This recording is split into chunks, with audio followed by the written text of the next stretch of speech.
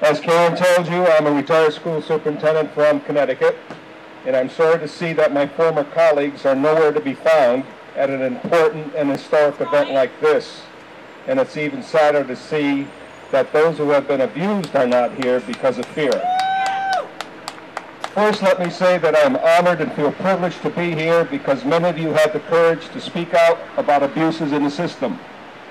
Although I have not been a victim, I am being victimized right now by the educational establishment because, among other reasons, I wrote a book called School Corruption, Betrayal of Children and the Public Trust. If I had to do it over again, I would retitle it School Corruption, Betrayal of Children, the Teachers, and the Public Trust. Yeah. Because it's been hidden about teacher abuse. You don't find it in the literature very much, just as you don't find school corruption. I was the first educator to write a book about school corruption after decades of it taking place all over this country. So I understand your plight and concern, but although you are here today to focus national attention and what can only be described as the brutality of teacher abuse, and I think we could add to that the brutality of student abuse as well, as you heard earlier, by administrators and boards of education who are the perpetrators of such abuse and who should know better. It will not solve the problem, just as my book has not solved the problem of school corruption. And let me just give you a couple examples. In Roslyn, New York, a superintendent and 5 others embezzled $11.2 million under the noses of the school board and also fiscal managers and fiscal audits. They did it over a period of 7 years. I just had an experience recently in Connecticut where they say it can't happen, but of course it does happen, where a Catholic high school, an employee embezzled $810,000. Just before that, another employee in a public high school embezzled $100,000 in order to pay for his children's education. Isn't that nice? And then there's the story that I left to tell about a superintendent who embezzled $3,500, and do you know what he did with it? He bought 40 thoroughbred racehorses along with a stable to keep them in. I think he was going to use it for pupil transportation.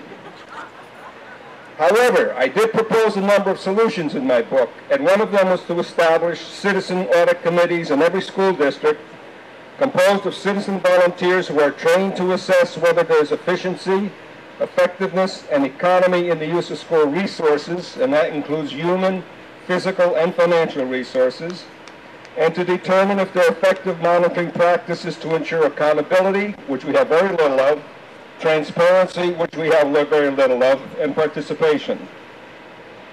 Although I never dreamed that I would ever see the establishment of a Citizens Audit Committee in my lifetime, my dream was realized in December when I helped to start the first one in Enfield, Connecticut.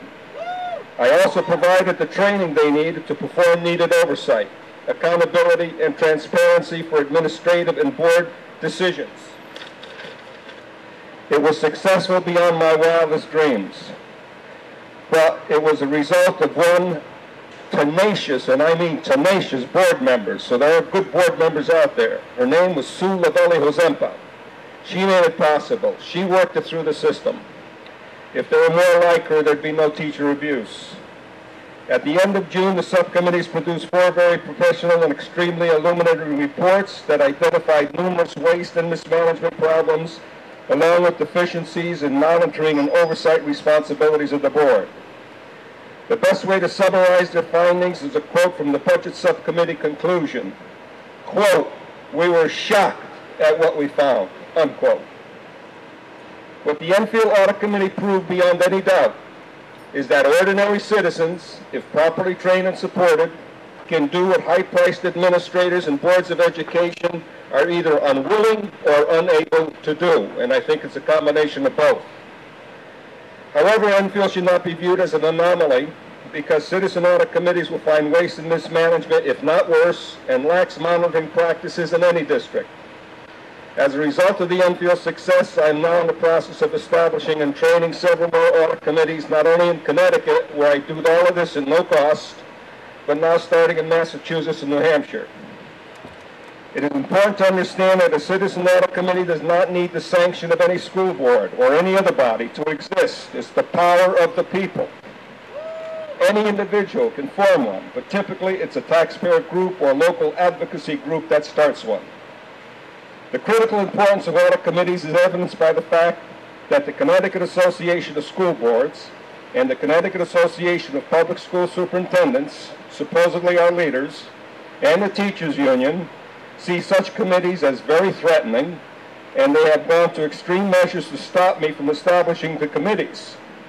As an example, the two Goliath associations sent out a memo to every school district in the state telling them to stay away from me.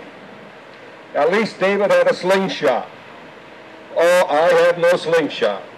Only a passion and a belief that greater oversight and accountability must be demanded from those who are responsible for assuring that our public schools remain vibrant and viable in promoting our democratic way of life.